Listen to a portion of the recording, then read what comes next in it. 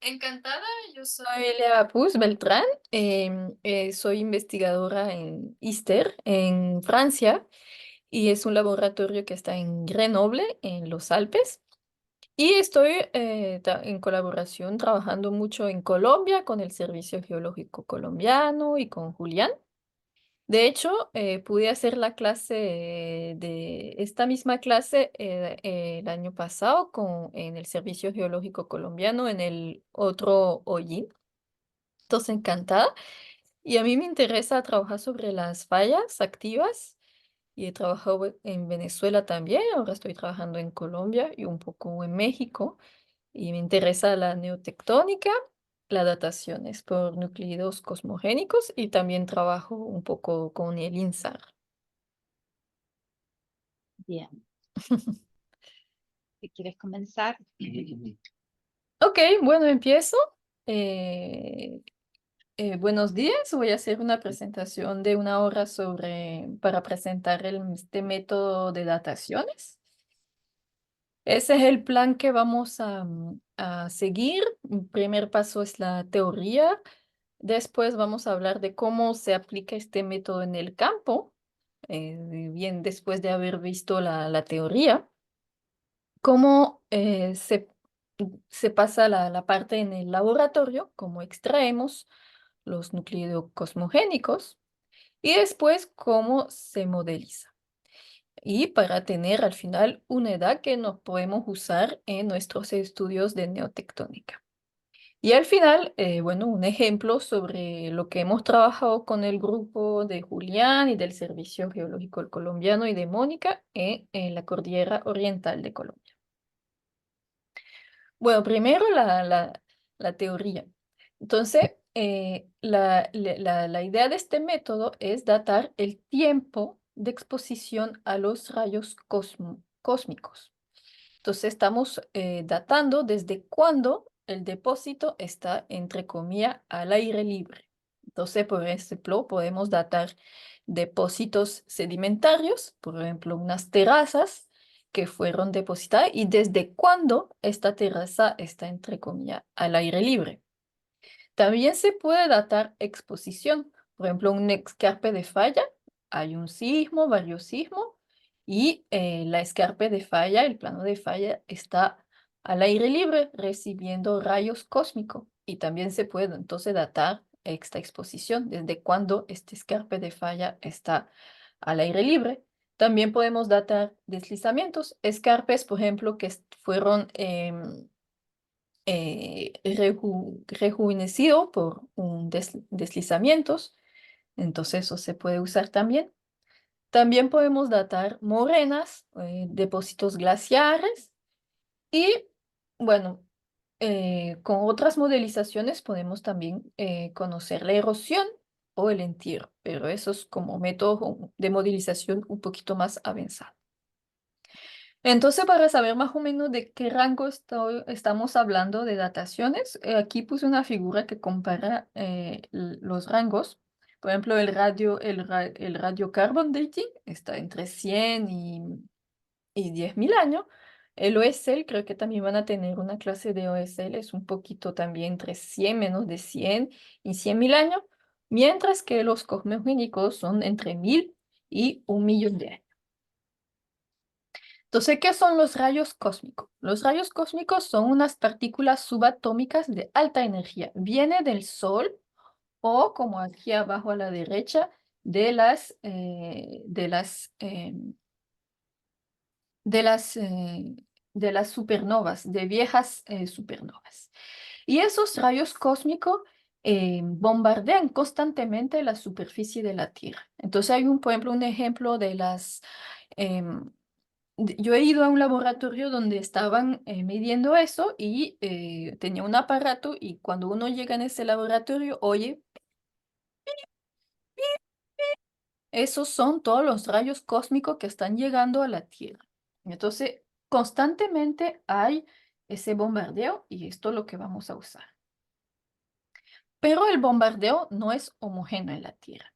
Bueno, hace falta la interacción con ustedes, pero según usted, ¿de qué depende y qué dónde puede ser importante? Entonces, depende, por ejemplo, de la latitud, porque los rayos cósmicos están un poco desviados, están desviados por el geomagnetismo de la Tierra. Entonces aquí vemos cómo ese geomagnetismo nos protejan de esos rayos cósmicos, pero igual hay unos que llegan constantemente en la Tierra. Entonces, por ejemplo, depende de la latitud. Aquí vemos 0 grado, por ejemplo, Ecuador tiene menos rayos cósmicos que en los polos, por ejemplo, el Ártico o el Antártico. Eso también explica por qué en el Antártico tenemos estos lindos rayos verdes, azules, no sé cómo se dice en español, no me acuerdo. Sí, sí, la aureola. Y también depende de la elevación. O sea, más estamos alto en la altitud, también vamos a recibir, aquí es entre 0 y 20, vemos que hay un pico a 20 kilómetros de rayos cósmicos. Por eso, por ejemplo, que las hermosas o los pilotos pueden tener más cáncer porque están más cerca de esos rayos cósmicos y entonces ellos tienen que vigilar su exposición a esos rayos. Y bueno, y los astronautas es otra historia. Yo he oído que por eso que ahora quieren solo mandar astronautas que tienen más de 50 más de 60 años, porque así el tiempo que se le desarrolla el cáncer ya están viejitos y pueden fallecer de otras enfermedades. Entonces, también en la Tierra depende de lo que se puede llamar el shielding. En español es el hecho que hay un apantallamiento. Por ejemplo, si estoy aquí en el punto S, no voy a recibir rayos cósmicos de hecho, de estas dos montañas. Y esto va a ser importante en el campo. Tenemos que ver dónde estamos y cuáles son los relieves alrededor de nosotros, porque estos relieves pueden producir un apantallamiento y entonces no recibimos en este lugar. em, los rayos cósmicos que se pueden recibir. Entonces, esto va a influir en lo que tenemos que saber en el campo. Tenemos que saber nuestra latitud, la elevación y medir este apantallamiento. Ahora, ¿qué pasa con esos rayos cósmicos y por qué y cómo y qué reacciones genera en las rocas? Entonces, los rayos cósmicos chocan con átomos de la atmósfera y provocan reacciones en cascada. Esa es la figura a la izquierda. Vemos todas las reacciones. Por ejemplo, también hay un esquema a la derecha. Nosotros estamos interesados en la parte nucleónica. Y en claro hay lo que pasa en el aire y en gris lo que pasa en la roca. Entonces estamos interesados en ver esa cascada de reacciones, sobre todo en la roca, porque nosotros vamos a usar el productos de esos rayos cósmicos in situ, dentro de la roca. Por ejemplo, aquí hay un neutrón que afecta a un átomo y que va a crear los que llamamos núcleos cosmogenic nucleus. Entonces, esas reacciones pasan en varios targets. Entonces, por ejemplo, aquí les enseño la tabla 1 y podemos ver los main targets. Estos son los átomos que van a ser afectados por esas reacciones. Y, por ejemplo, vamos a ver el ejemplo del cloro 36 que afecta, por ejemplo, los calcium, los ferro, los potasio y las clorinas. Entonces, esto va a afectar aquí las calcitas. Y esas son las reacciones que pasan en la tierra, en la roca. Por ejemplo, que aquí tenemos una reacción de espalación, que un protón afecta a una calcita o un potasio, hay una desintegración y vamos a tener clorida 36. También puede pasar otra reacción que es la captura. Aquí tenemos una clorina 35, llega un protón y vamos a terminar con clorina 36. Entonces, ese isótopo, clorina 36, es lo que vamos a medir porque la producción de este isótopo depende de los rayos cósmicos y entonces depende de la exposición de esta roca a los rayos cósmicos. Entonces depende de la exposición al aire libre. Entonces, por eso que aquí hay esa fórmula abajo a la derecha. La concentración de clorina 36 depende de la producción por la reacción de espalación, la producción de low energy neutron y la producción de slow Newton multiplicado por el tiempo de exposición. Eh, También podemos ver que esa producción depende de la profundidad de la muestra. En realidad, hay una atenuación en la roca. Aquí, por ejemplo, a la superficie, la espalación es muy fuerte, mientras que a 2 metros ya la producción de espalación es muy baja porque los rayos cósmicos se atenuaron dentro de la roca. Y también vemos el efecto inverso dependiendo también de la química de la roca. Y aquí hay otro ejemplo donde vemos que en este caso hay más producción en el caso de low energy neutron. Ahora, otro ejemplo es que el que uso más es el beryllium 10. Y ese beryllium 10 afecta sobre todo, por ejemplo, está producido a partir del oxígeno. Entonces, esto se ve mucho en los cuarzos, porque ¿qué tenemos en los cuarzos? Tenemos la fórmula que es SiO4. Y entonces el oxígeno estando afectado por protones o aquí muones, aquí hay por ejemplo el ejemplo de una reacción con un muón que es capturado, esta reacción produce un helio y un beryllium 10. Entonces, por eso que buscamos mucho cuarzo y vamos a buscar el beryllium 10 producido en el cuarzo. Y de la misma manera que el cloro, hay producciones por la reacción de espalación de los muones rápidos y de la captura negativa de los muones. Y también ven que depende de la profundidad en la roca. Esas reacciones, por ejemplo, es por la atenuación dentro de la roca, no es la misma por cada reacción. Y quisiera volver aquí a esta figura a la derecha, que vean que dependiendo del isótopo que vamos a usar, vamos a tener rangos de edad diferentes. Por ejemplo, el berilio es un poquito más ancho, el rango de edades que vamos a datar, mientras que la clorina es un poquito más joven. Vamos a ver aquí, hay algunas diferencias.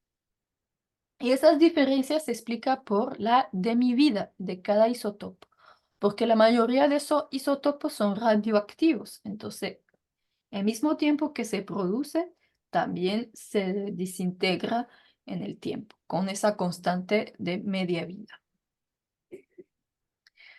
Ahora vamos a ver cómo calculamos, cómo afecta la erosión en este caso. En esta figura, de nuevo, tenemos la roca. Aquí estamos bajo de la tierra, es la profundidad bajo de la superficie. Y vamos a ver la producción de cosmogénico. Entonces, esa producción depende del tiempo. Obvio, cada vez que la roca está expuesta al tiempo, cada vez está más afectada por los rayos cósmicos, entonces cada vez hay más producción de, por ejemplo, beryllium 10. Lo que había dicho es que también depende de la profundidad. ¿Ven ahí la producción? Cuando voy más profunda de la roca, entonces hay menos producciones que en la superficie. Entonces tenemos que tener en cuenta la profundidad a la que tomamos la muestra.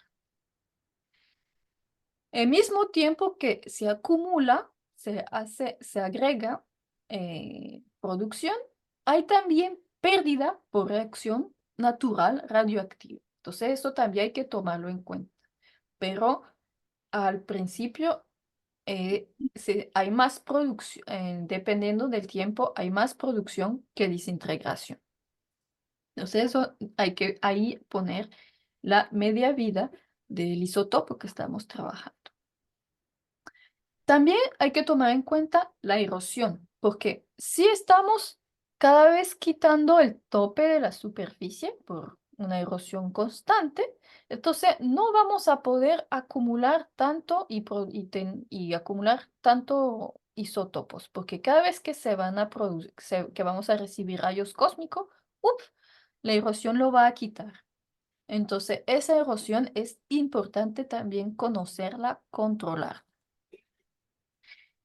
Al final, el último efecto que necesitamos también conocer es la herencia. Por ejemplo, si una roca en su pasado ya ha sido expuesta a los rayos cósmicos, la roca va a tener una herencia y entonces esta herencia hay que también controlarla y conocerla, porque si no vamos a sobreestimar la edad.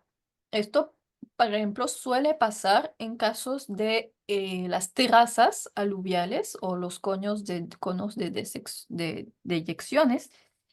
Por ejemplo, un lugar que esas rocas fueron antes muy expuesta o removilizada de un depósito anterior que ya estaba recibiendo rayos cósmicos. Entonces, cuando vamos a hacer la medida en nuestro nuevo cono de deyección, entonces aquí vamos a ver que está muy viejo, seguramente porque hay una herencia.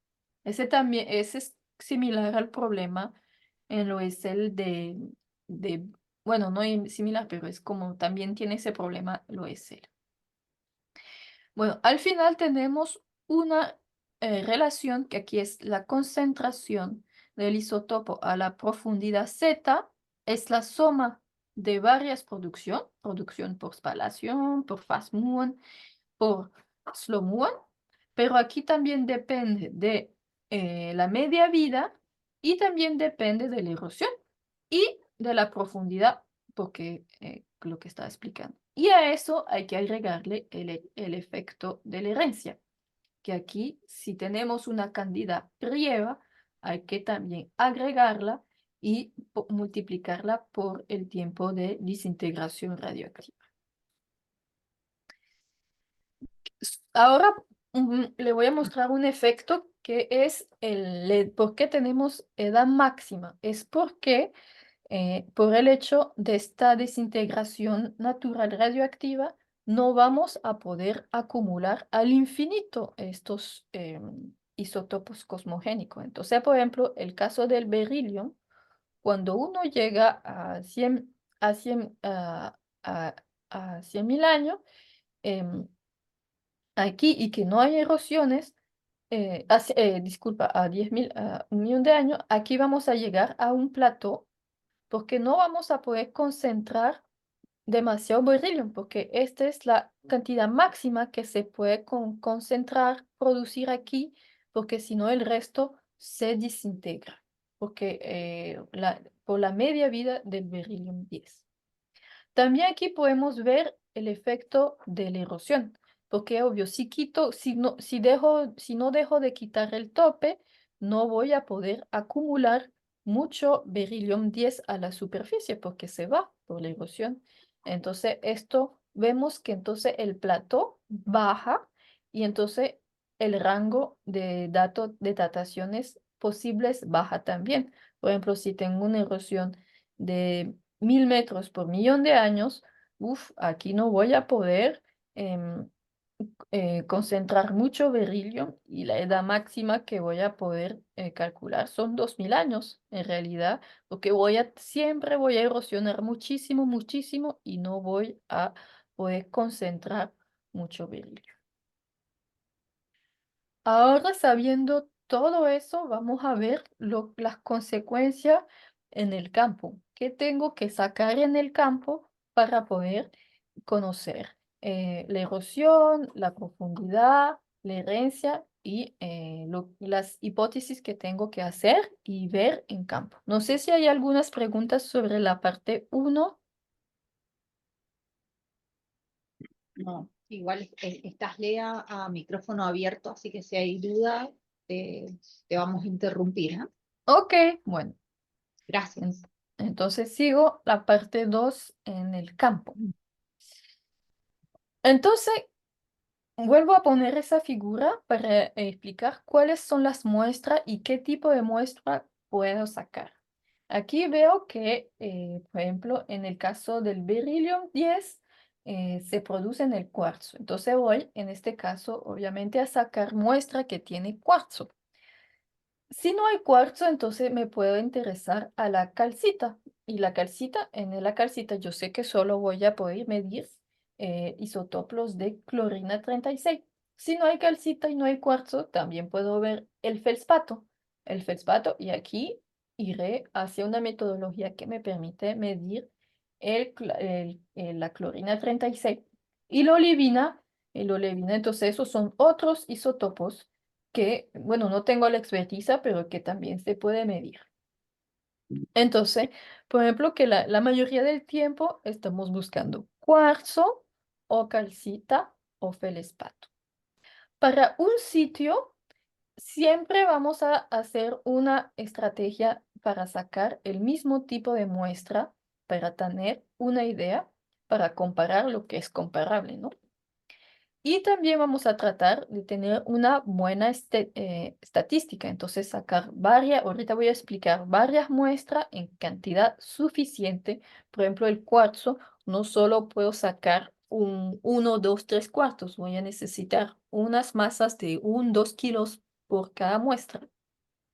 Y obviamente tenemos que estar pendientes de la ética de la muestra, o sea, que estar seguro que sí se puede sacar muestra, que no está protegido, que no hay un tema de religión o eso. Bueno, en América Latina estamos acostumbrados a esos problemas y protecciones. Entonces, la primera cosa, el primero consejo es que cuando vamos a campo se necesita un buen geólogo, ¿no? Uno que sabe de sedimentología o de petrografía.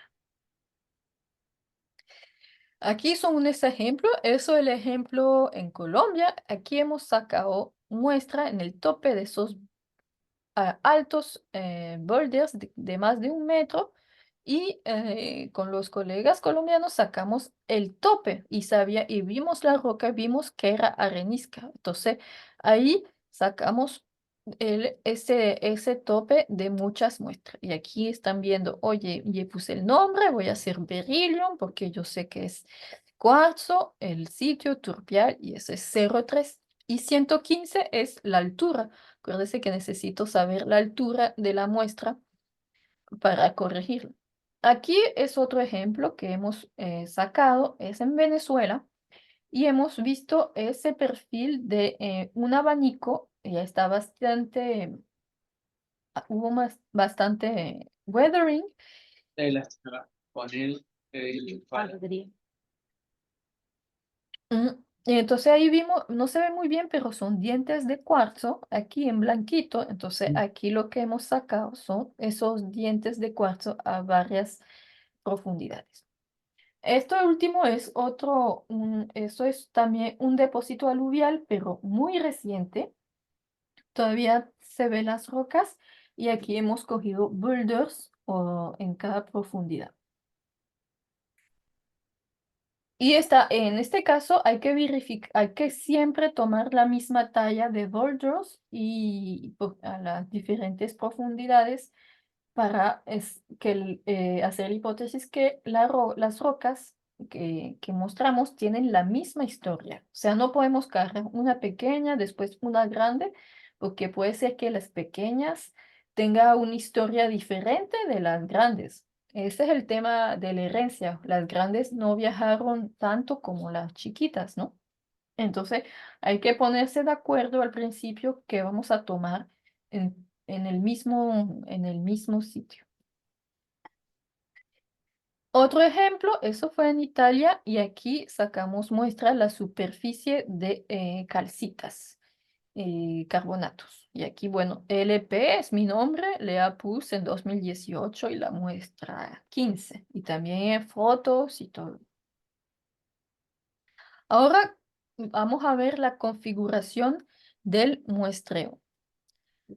Hay que tener una buena estadística y hay dos maneras de hacer.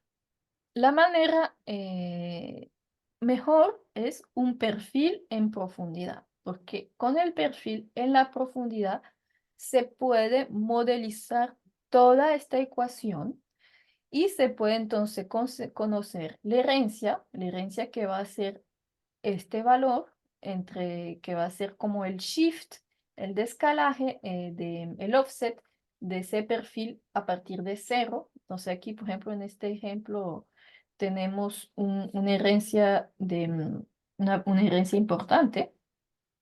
Y también vamos a poder a conocer la erosión y la edad, porque estas erosiones y la edad van a modificar el- la forma de esta curva. Y lo más importante es agarrar muestra al principio de los primeros metros, de los 4 primeros metros, porque ahí es que la curva cambia. Entonces necesitamos una densidad importante a los primeros metros para bien conocer esta curva y constreñirla con inversiones. Entonces, y tampoco queremos solo 2 o 3 muestras, porque si son solo 2 o 3 es muy fácil hacer un fit. Queremos 5 o 6 muestras. A veces no se puede hacer esos perfiles de profundidad. Voy a mostrar un ejemplo. Entonces, hay algunos lugares que solo vamos a tomar muestra en la superficie. Pero como no tenemos mucha idea de lo que pasa al centro, vamos a tener que agarrar varias muestras en la superficie para justamente tener una distribución de edades y ver si hay, puede ser herencia o erosión, pero como de manera no directa, pero indirecta. Entonces voy a empezar con un ejemplo de muestreo en la superficie. Y también, como yo he dicho que la erosión es muy importante, hay que saber si hay erosión o no en esta muestra y tratar de coger lugares que no hay erosiones. También hay que tratar de saber cómo es la herencia, que es un solo depósito, entonces hay que tener muy claro la geomorfología y la sedimentología del sitio que vamos a mostrar. Entonces, por ejemplo, ahí estoy poniendo en rojo que hay que hacer un estudio bien geomorfológico de lo que queremos ver. Aquí es un ejemplo en Colombia.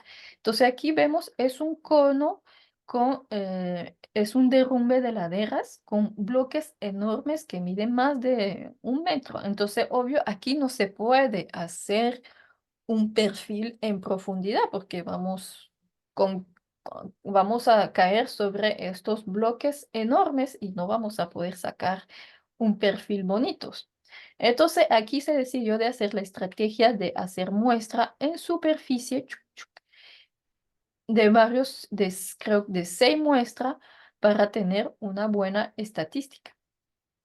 Y esto entonces hay que bien estudiar la geomorfología para estar seguro de tomar los boulders, los topes de los boulders más arriba, o sea que tiene más chance de tener más rayos cósmicos y que no fueron afectados por erosiones. Entonces, por ejemplo, aquí hay un pequeñito drenaje a la izquierda de Jesús y David, y entonces aquí no vamos a tomar muestras porque seguramente hubo erosión. Vamos a buscar las pequeñas crestas, etc. Entonces aquí una foto del berillón turpial 01 y aquí vamos siempre a buscar la muestra más al tope.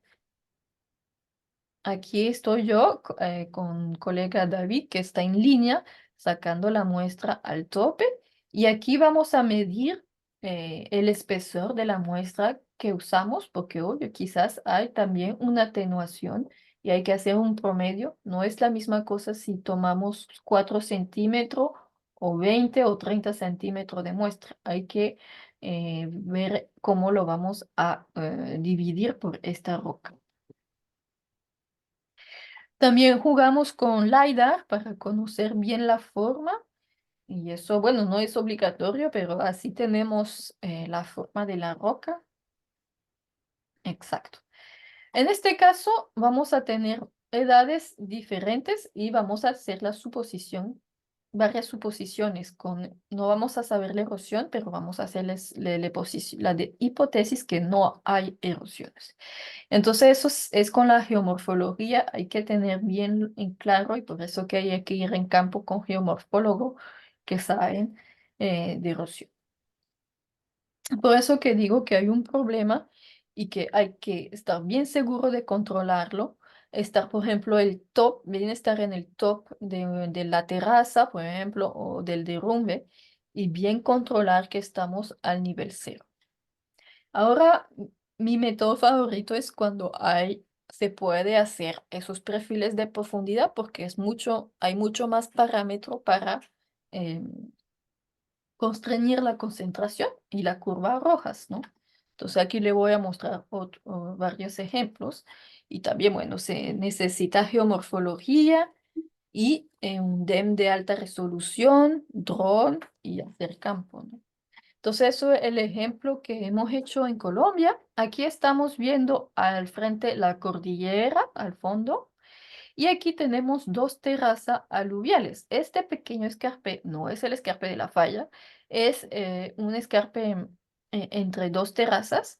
Y aquí aprovechamos que un señor cortó, aprovechando este cambio, cortó el nuevo cono más alto para poder hacer su villa. Entonces aquí vimos que hay un afloramiento y yo para estar bien seguro que no hay erosión, me subí muchas veces y estuve muy clara que aquí no sufrió erosión, no hay pérdida de material, estamos bien al tope de la superficie. O sea, que controlo muy bien el nivel cero que necesito. Y también los colegas mandaron un dron para yo después también verificar con un DEM hecho con un dron a alta resolución, que aquí no hay pendiente, no tengo que corregir nada de erosión. Entonces después hay que limpiar muy bien el afloramiento. Esto está lloviendo, está un poco borrosa la foto, pero la limpiamos, arrancamos las matas y todo. Y después hay que ser un buen sedimentólogo y hacer un log en el campo y bien describir lo que vamos a tomar y los diferentes unidades. Y aquí están viendo que traté de agarrar varias muestras, una densidad más fuerte de muestra al tope para bien controlar la exponencial, ¿no? Entonces aquí tengo 2 o 3 muestras y después puedo ir con más espacio a la profundidad. Entonces aquí, bueno, algo que no me gustó mucho es que me tuve un poquito de duda que, oye, si agarro 2 unidades diferentes, puede ser que mi historia es más complicada. No voy a tener la exposición de solo esto, pero si no, quizás voy a agarrar la exposición de esto. Entonces, bueno, pero igual lo agarré porque también hay un chance que sea el mismo depósito, sino que al principio se depositó los grandes bloques y después como que hubo como una gradación y se depositó los más pequeños. Pero es muy importante tener esta información para después cuando tenemos los resultados interpretarlos. Entonces aquí aquí no se ve mucho en la foto, pero agarramos bloques de 10, 20 centímetros. Este es otro ejemplo en Kirguistán. Aquí estoy yo también. Eso hay también hay que hacer, a veces nos toca hacer un poco de escalada. Este es un señor kirguís que no estaba vigilando y también viendo sus animales. Esos son un río súper fuerte y allá al frente tiene sus caballos libres, ¿no? Y nosotros vimos esa terraza y decimos, bueno, vamos a adaptarla Y como es muy difícil ir por abajo, entonces decidimos colgarnos por un carro ahí y ir colgando de arriba hasta abajo. Entonces también aquí hice el log, el sedimento lógico. Al principio vi unos LES, si agarro una muestra de ODSL, después describí las matrices y las rocas que se toman. Entonces aquí, por ejemplo, una foto de abajo y vemos que hay varios bloques. Entonces aquí lo que se decidió, tienes dos opciones, o agarras grandes bloques con la misma litología, o agarras un promedio de pequeñitos bloques de la misma talla en el mismo profundidad, porque al final necesitamos como 1, 2, 3 kilos de rocas. Pero entonces no puedes hacer un mixto entre los dos, porque las rocas no tienen seguramente la misma historia o la misma herencia. Entonces, sí me acuerdo muy bien, aquí agarramos pebbles grande de misma litología. A veces no hay lindos escarpes como en Colombia o como en Kirguistán, entonces como en esta terraza aluvial, entonces a veces toca hacer el hoyo a mano. Entonces hay que hacer el hueco con unos estudiantes o a varios gentes con pico y pala para tener un perfil y hacer ese perfil. Y para mí eso sí vale la pena hacerlo porque después hay mucho más confianza en la datación que vamos a obtener. Y a veces tenemos suerte y hay un señor que quiere abrir una fosa séptica como en Venezuela y tenemos suerte que no todavía no puso su fosa y podemos aprovechar el hueco y estar sacando muestra. No sé si Javier Oropesa está por ahí, yo creo que él fue en este campo conmigo en esta misión en Venezuela. Entonces, aquí el problema, si usted nota, es que el tope, ese era el tope de la superficie. Aquí hay varios topes. O tomo este tope o tomo el otro. Entonces, ahí es obvio que tengo que tomar el primer tope. Y entonces tuve que hacer una figura un poquito complicada para explicar que, oye, aquí es el tope de la superficie. Si ves, reconocen esa foto. Agarré 3 dientes de cuarzo en cada profundidad y después seguí con otros dientes aquí. Entonces aquí, por ejemplo, tiene una vista más o menos en 3D del sitio. Y aquí arriba, para los que les gustan fallas, es la falla de Boconó. Si conocen a Franco de Mar, he ido a campo con él. Y este cono está completamente descabezado, no está al frente de ningún exutorio, está completamente desplazado. Aquí está el exutorio, el exutor y es una falla de extracto. Mm, Bueno, entonces, para resumir, también necesito conocer la producción. Entonces, lo que estaba hablando en la parte de producción, obvio, saber muy bien la altitud, la localización, un punto GPS, conocer el apantallamiento, el shielding.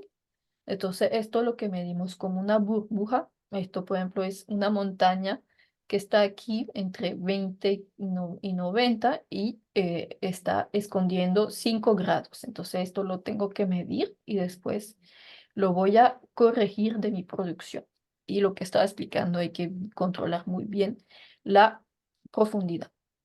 Entonces, en conclusión, necesito saber petrografía, necesito entender la geomorfología y la sedimentología, bien entender los límites de los cosmogénicos, rango de edades, erosión, herencia, y bueno, colaborar con expertos si uno tiene unas dudas, porque hacer un muestreo como esto toma como un mediodía, ¿no? Porque el tiempo de todo bien limpiar, de sacar las muestras, también es importante medir, no lo dije, pero la densidad de la muestra.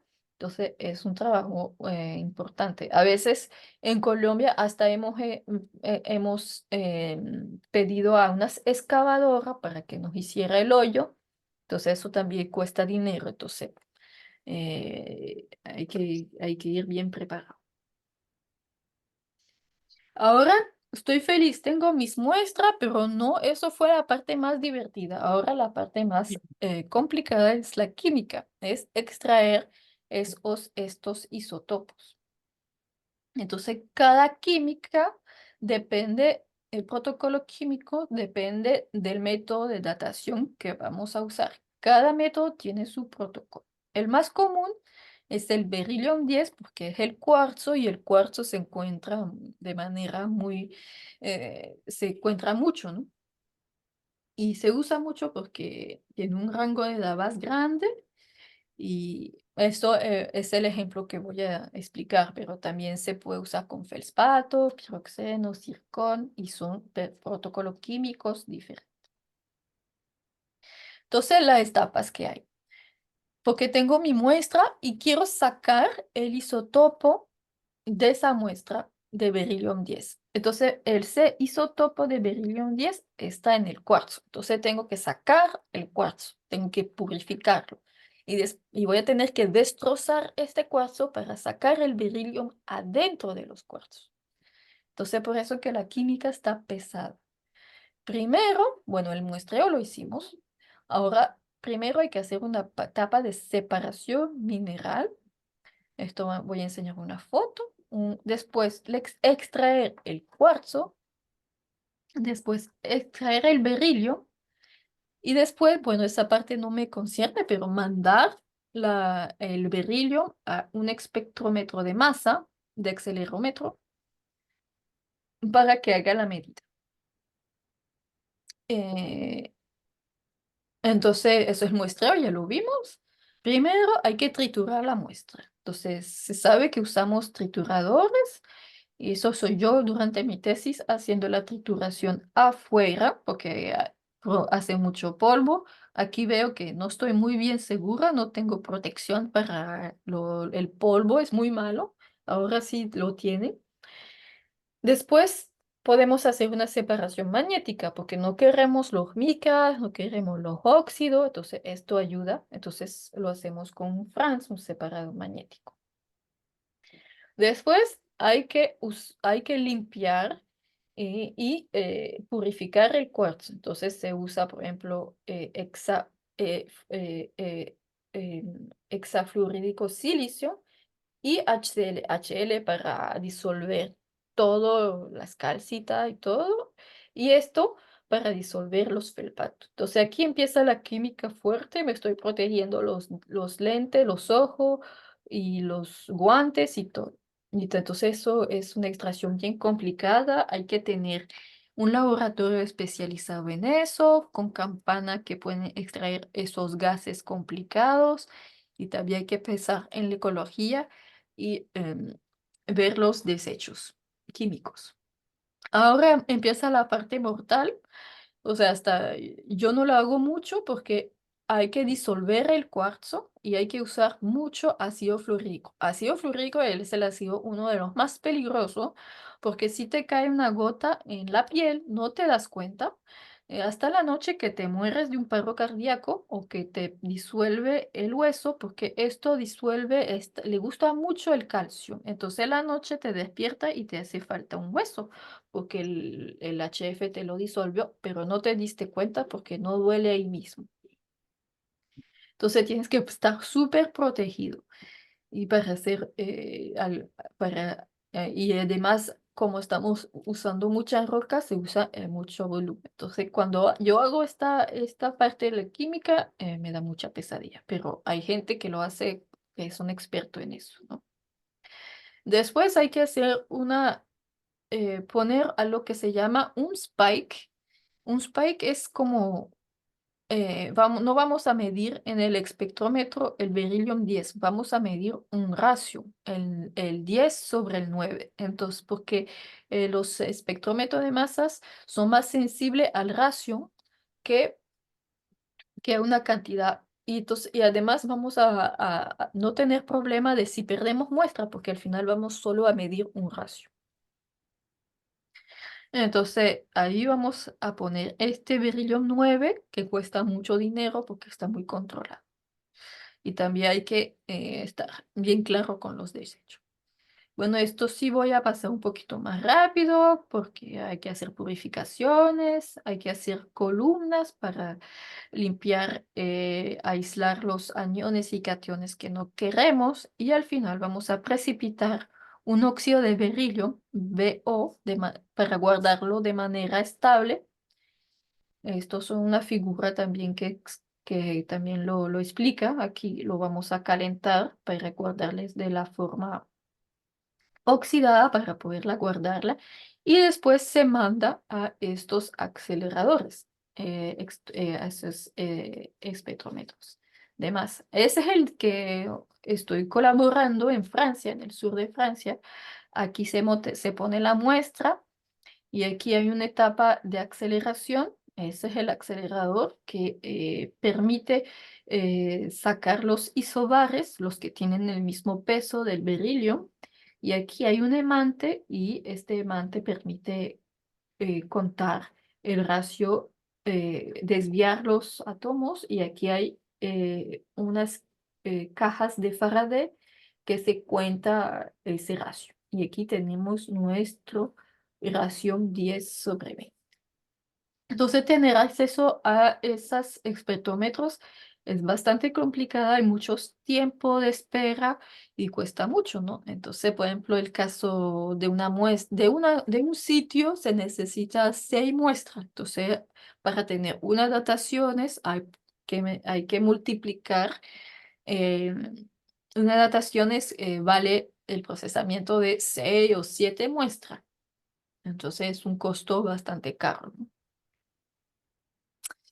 Esto bueno, al final lo expliqué con la figura, pero aquí tiene más detalles, ¿no? Aquí se ponen los Lea, iones. ¿Sí? una pregunta del último que has dicho en el acelerador. O sea, para obtener la medida de berilo de un sitio, de una muestra geológica, ¿cuántas muestras hay que meter ahí? ¿Una solo?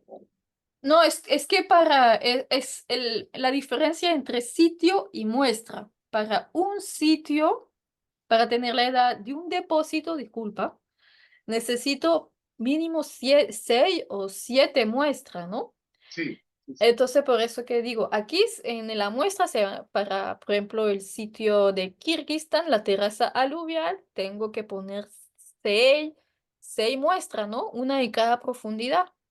Entonces, por eso que digo, para tener una edad necesitamos Sí, sí, diferentes sí, muestras. sí. Pero lo que es en el aparato, ¿se mide muestra por muestra o le metes varias a la vez? No, se mete muestra por muestra porque al final quiero la concentración de beryllium 10 a cada profundidad. ¿Cuánto tiempo tarda eso? Más o menos. O sea, Bueno, la medida es muy rápida, pero el tiempo de espera puede ser varios meses, 6 meses, un año, porque hay mucha gente que lo quieren hacer. ¿El costo por ejemplo, aproximadamente? Bueno, en Francia tenemos acuerdos porque eso es un aparato nacional, entonces aquí tenemos más o menos 500 euros la muestra, pero si hay la mayoría de los otros creo que pueden llegar hasta 1.000 euros la muestra. Entonces, bueno, eso es una parte de la conclusión, que por su costo y el tiempo, entretener un carbón o hacer cosmogénico, yo siempre prefiero carbones, ¿no? O sea que para mi punto de vista, usar ese método es el último. Si no puedo hacer más, nada. Si no hay un carbón, si no hay un OSL, entonces voy con este método, porque vieron. Y esto, el tiempo de espera es ni siquiera haciendo la química, ¿no? Porque haciendo la química toma también unos meses para hacerla.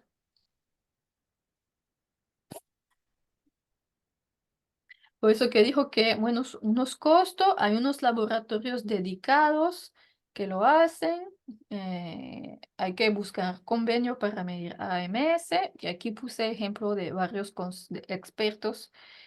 Por ejemplo, Julien Carcalle es el que maneja el laboratorio aquí en mi laboratorio. También a Matías Bernet, que colabora mucho con el Servicio Colombiano y hace también termoconología. También puse el nombre de Osvaldo Guzmán, que también está en Hollín.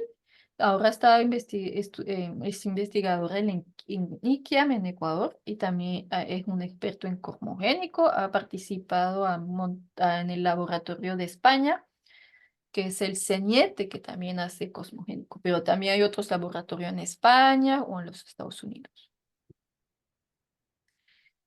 Bueno, ya estoy feliz, por ejemplo, en mi caso de Venezuela, ya recibí ahora mi concentración de 10/9, que aquí es el value, en la columna value, tengo mi incertidumbre, y como conozco el 9, porque yo lo puse yo y lo medí, puedo calcular con mi concentración de beryllium 10 para cada muestra.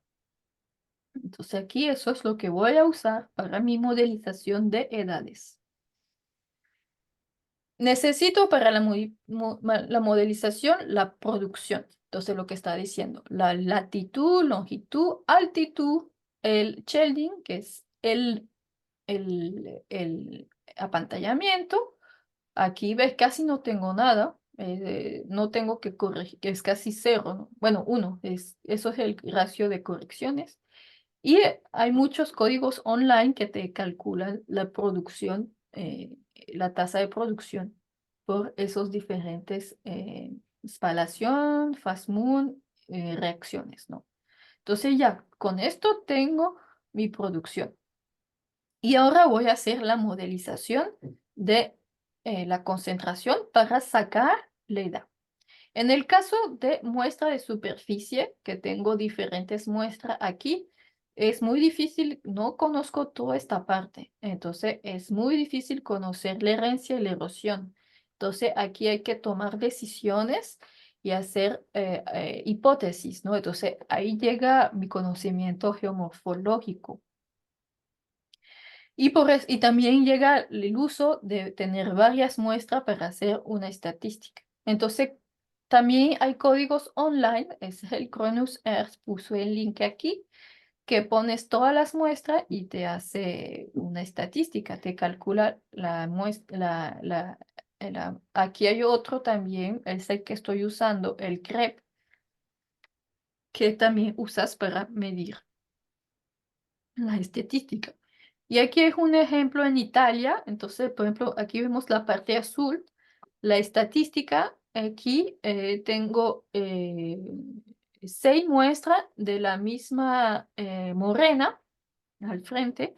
Y esta es la estadística que tuve. Cada muestra me da una edad y aquí tengo que tomar decisiones. O hago, ese es el PDF, el zoom de cada distribución. O agarro el pico, el modo y agarro toda la distribución. O pienso, oye, quizás tengo una herencia, quizás las edades viejas es porque estas rocas sufrieron herencia, o sea que antes fueron expuestas y entonces agarro la más joven, que eso es otra hipótesis que puedo, otra decisión que puedo tomar. Y también tengo que ver en el campo si pienso o no que hay erosiones y hacer o entonces si no sé, hago el mismo cálculo agregando erosiones y aquí tengo incertidumbre. Entonces voy a tener incertidumbre más grande. Esto es el caso de estos puntos, de los puntos verdes, disculpa, estos eran los puntos rosados y ahora los puntos verdes. Y ahora ven que mi pico está mucho más definido, el pic de la sumatoria de todas esas muestras. Entonces ahí estoy mucho más, tengo mucho más confianza en este pico porque veo que, oye, todas las tienen como una estadística buena. ah, no va a cambiar mucho agarrar las más jóvenes. Entonces esto hay que pensarlo muy bien y en su paper, obvio, justificar. En el caso que tengo perfil de profundidad, ahí estoy más contenta porque voy a poder saber con más confidencia la herencia y la erosión. Pero aquí tengo 6 puntos. Con esos 6 puntos puedo tener diferentes modelos. Por ejemplo, aquí tengo una herencia de 100.000 átomos por gramo, una edad de 70 y una erosión de 0. Y esta es mi curva verde. Pero al revés puedo tener esta misma curva que también puede estar de acuerdo con mis muestras, que es una herencia más pequeña, pero con más erosiones, con 69 centímetros de erosiones. Y también puedo medir el ki, o sea, la diferencia entre mi curva y mis puntos. Entonces aquí veo que visualmente tengo varios eh, eh, parámetros que me pueden hacer el fit de cada punto. Entonces lo que solemos usar es un código que se llama IDI, que nos hace un Monte Carlos y nos hace una distribución de edades eh, de manera más probabilística y que nos da una una probabilidad. Entonces es el caso que hicimos en Venezuela, el caso del FAN. Aquí miran toda la distribución que pude obtener, que sí hace el fit con mis datos. Tengo edades entre 100.000 y 600.000 y tasa de erosión entre 0 y 1. Entonces aquí, no, es muy difícil tomar una decisión. En el caso de este cono, yo tomé la decisión de decir, bueno, este perfil solo me puede ayudar una una edad mínima. Entonces, esta edad mínima me va a hacer que tengo un sleep rate máximo. Entonces, en este caso, mi sleep rate máximo es 20 milímetros por año. En este otro cono, el de Jaime, eh, bueno, aunque tengo problemas con estos puntos, tengo un rango de edades un poquito más factible. Tengo entre un mínimo y un máximo.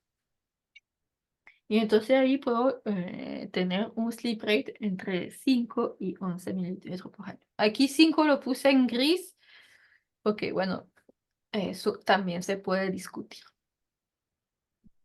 Y cuando uno tiene esas distribuciones, bueno, lo que está calculando los sleep rates, y hay códigos también que pueden hacer distribuciones de sleep rates usando las distribuciones de edades y la distribución del offset. Entonces eso seguramente lo van a ver con Octavi y Julián, cómo usar esas distribuciones es muy importante para el modelo de PSHA.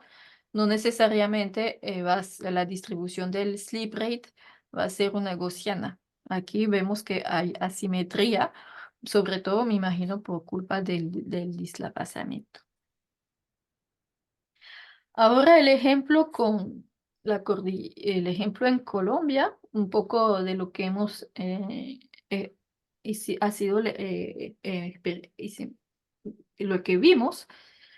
En Colombia es complicado porque hay mucho suelo y mucha arcilla y que es muy espeso y las rocas están muy alteradas. Entonces, en este caso preferimos no hacer cosmogénico, pero buscar quizás OSL o carbón, que siempre es más económico.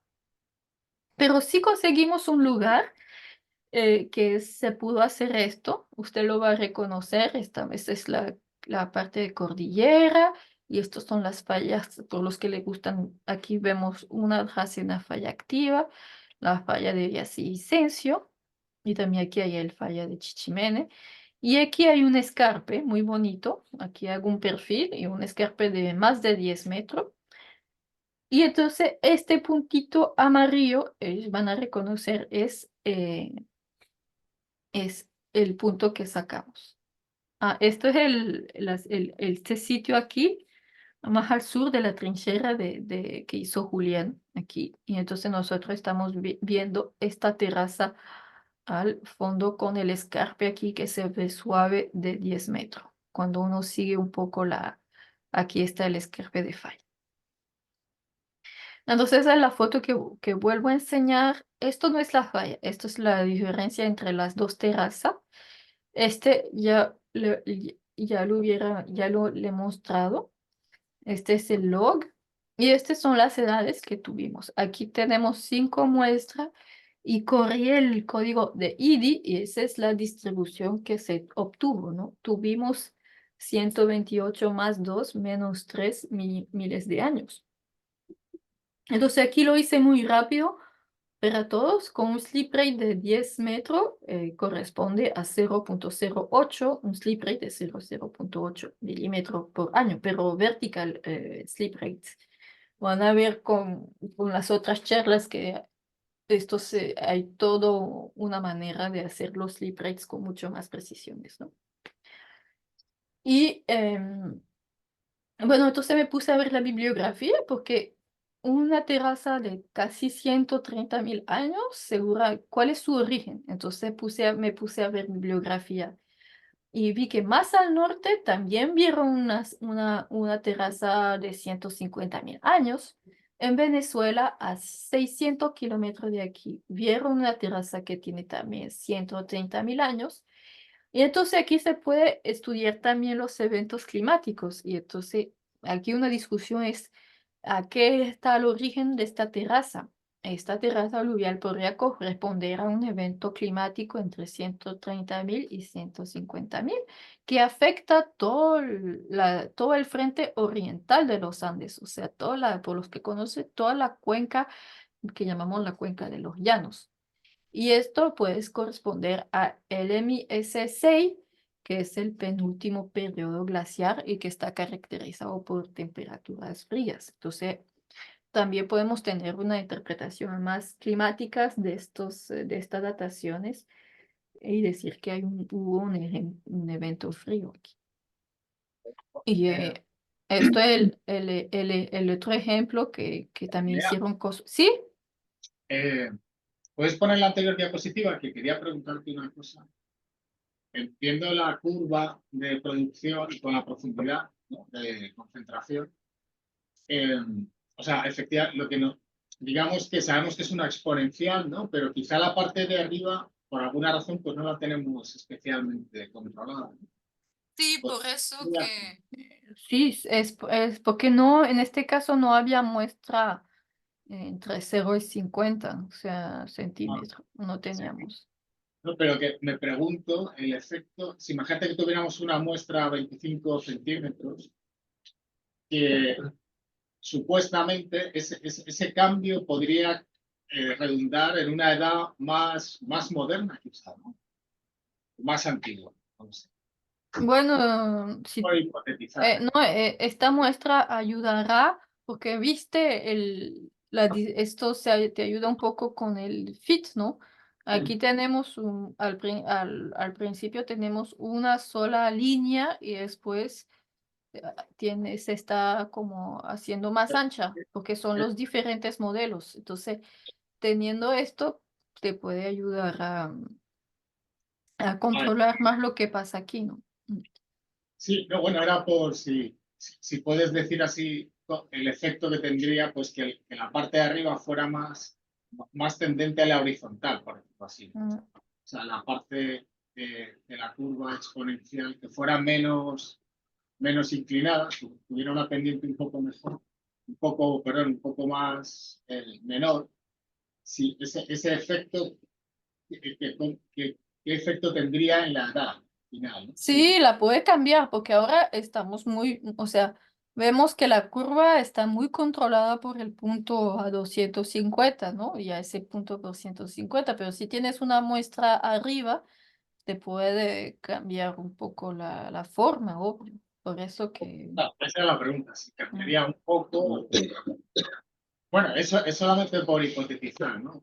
Por sí, jugar, sí. ¿no? Porque, bueno, o sea, que a veces me da por pensar que efectivamente a lo mejor ha habido algo de erosión, ¿no? O como nos faltan esos 50 primeros centímetros, pues quizás, bueno, no es que haya habido erosión, sino que nos faltan muestras, ¿no? Ahí, para controlar la parte. Pero como decías bien en tu presentación, las muestras del primer metro son las que controlan realmente, ¿no? Luego la curva. Sí, exacto. Y bueno, aquí no dije, pero como es Monte Carlo, hay varios, también están ensayando varios valores de erosiones y varios valores de herencia. Entonces, el código te hace una distribución bayesiana y aquí son los mejores resultados. Entonces, casi no hay, te dice que los mejores resultados con el ki más pequeño no tienen erosión y casi no hay herencia.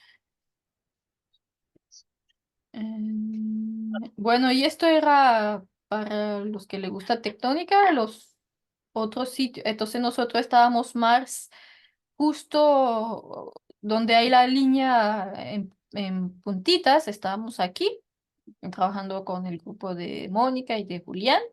Pero había un estudio también, esta falla un poco al norte, llega a la frontera de Venezuela en este anticlinal. Y esta es la muestra, estos son los libres que tienen, ¿no? Los uplift rates que tienen valores un poquito más importantes. Tienen aquí en esta área como casi más de 2 mm por año. Bueno, la conclusión es que este método se usa para datar la exposición, desde cuando la muestra está expuesta al sol o a la luz. Datamos rango de 10.000 a 1 millón de años. Es un método costoso y largo, entonces, de mi punto de vista, es el último recurso. Si hay carbones, hay que ir por los carbones, y si hay OSL, hay que ir por los OSLs. Y también se necesita conocimiento de petrografía, sismología, geomorfología, geoquímica. Y bueno, y desde la etapa de campo, para estar seguro de bien trabajar, tener buenos colaboradores. Y aquí le puse unas referencias para que vean la teoría, las cosas online. Y bueno, gracias por su atención.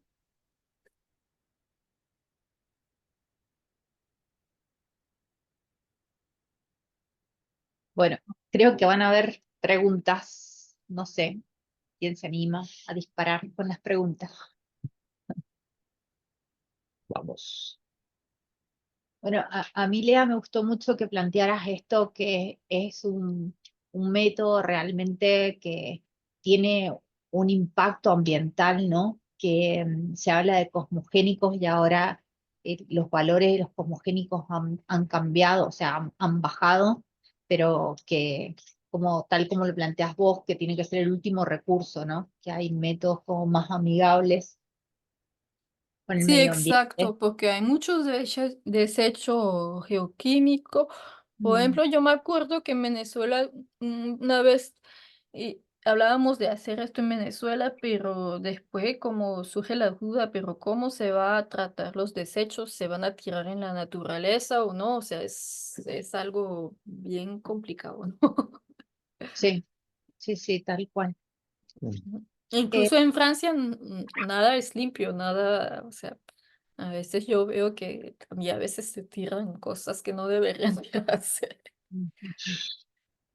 El laboratorio es el Aix de Provence, ¿no? ¿El mismo? Bueno, aquí en Grenoble hacemos la gran parte de la química, bueno, hacemos toda la química con el señor que se llama Julien Kercaillé Ajá, y el acelerómetro, eso sí se hace en Aix-en-Provence. ajá. Sí. Y eso para ustedes sí tiene un costo, para Sí, los investigadores de aunque Francia. somos franceses y tenemos, es un aparato nacional, Ujú, cuesta 500, más o menos 500 por muestra. ujú. Y el laboratorio no tiene este sistema de proyectos que pueden postular y tener a más barato precio cuando prueban tu proyecto. No, ¿El es de así. es en París? No. Ah, bueno, que yo sepa, no, pero puede ser que otros países, Alemania o España, o Estados Unidos. Por ejemplo, el otro grupo que hizo en Colombia fue un grupo con unos americanos. Y Ujú. entonces el señor Velosa, me imagino que hizo su proyecto en los Estados Unidos y ahí lo hizo todo. Entonces, o Sí, sea, hay tres grupos en Estados Unidos y hay otro acelerómetro en Dresden. Nosotros hemos corrido muestras en Dresden, en Alemania. ¿y cuál fue su experiencia? ¿Mandaron todo o hicieron la química? ¿Cómo fue? Un doctorado. Pilar fue a Colonia, separó los cuarzos en Colonia y después fue a Dresden y trabajó con una beca en Dresden y no le cobraron nada. O Ah, sea, qué bueno. pero ella estuvo en todos los procesos. Y esto Mm, fue a través de una beca que daba el laboratorio. El laboratorio, si vos estás haciendo tu doctorado y ganabas esa beca, tenías que tratar tus muestras, que ya lo habíamos hecho con un chico becario de República Checa, y los resultados eran gratis, pero bueno, la movilidad lo tenías que pagar vos, o sea, llegar a Alemania era a tu costo, que no era lo mismo para el becario checo que para wow, la qué bueno. Argentina. Pero sí es bueno porque al final si la tienes gratis es muy bien. Sí, sí, sí. Bueno, no sé si hay preguntas. Bueno, Bueno, un comentario, Lea, también de la terraza del Guamal, ¿no? Que sabes que soy muy interesado. No, claro, el cálculo del slip rate es considerando, claro, que la actividad de la falla es justito después de la terraza, pero, Sí, claro, sabemos por otra parte, ¿verdad? ¿No? Que debe ser bastante posterior. Entonces, pues para tener en cuenta, ¿no? Que en el cálculo del slip rate, si la actividad de la falla es muy posterior a la sedimentación de la terraza, pues estaríamos infraestimando. sí, Ahí, exacto. Hay que, eso me imagino lo van a hablar.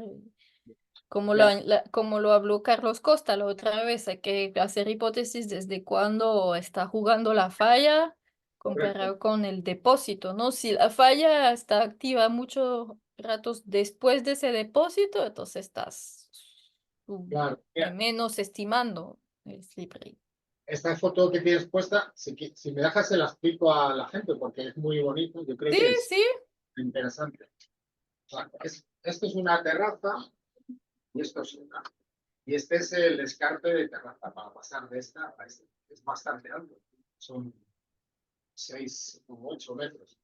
Y este es el escarpe de una rotura de un terremoto bastante reciente, porque hemos podido aquí hacer una trinchera. No hemos cortado todo el escarpe porque es bastante alto, pero bueno, bastante. Hemos llegado prácticamente más de la mitad hacia arriba, aprovechando un conizo de deyección que sale de un drenaje que no se ve muy bien por aquí, pero aquí tiene un conito que tapiza en parte del escarpe. Es una falla inversa ciega y no tiene rotura de superficie nunca de falla, lo que hace es un plegamiento. Y entonces ahí hemos podido datar muy bien este pedazo y son 5.000 años. Entonces, esta no sale 5.000, pero esta es la que con cosmogénicos sale 128.000. Entonces hay un contraste muy fuerte de edad. Entonces, lo que estamos interpretando es que este terremoto y el anterior, porque el escarpe luego trepa y pasa a la otra terraza, y aquí es como 2 veces esta altura. O sea que por lo menos, podemos decir que aquí está registrando 2 terremotos, y aquí un volcán. Pero claro, pensamos que estos 2 terremotos fueron muy posteriores a los 128.000 de la terraza. Entonces, pues nada, era enseñar un poco la foto y contar un poco pues por dónde va la interpretación, ¿no? Sí, es muy interesante, sí, de ahí de usar una edad a estimar un sleep rate es otro paso, ¿no? Es como hay otra vez que hacer geomorfología y como tú dices, comparar con las otras edades, dataciones, carbón. También hay unos proyectos que trataron de comparar en el mismo sitio, edades de carbón, edades de cosmogénico y edades de OSL. Y obvio, como son objetos complicados, a veces no están de acuerdo porque no datamos la misma cosa, ¿no? El carbón data desde cuando muere el árbol y, o la mata, el cosmogénico desde la exposición y el OSL data el enterramiento. Entonces, también el hecho de comparar diferentes dataciones es también otro mundo. No sé si alguien tiene experiencia con esto, pero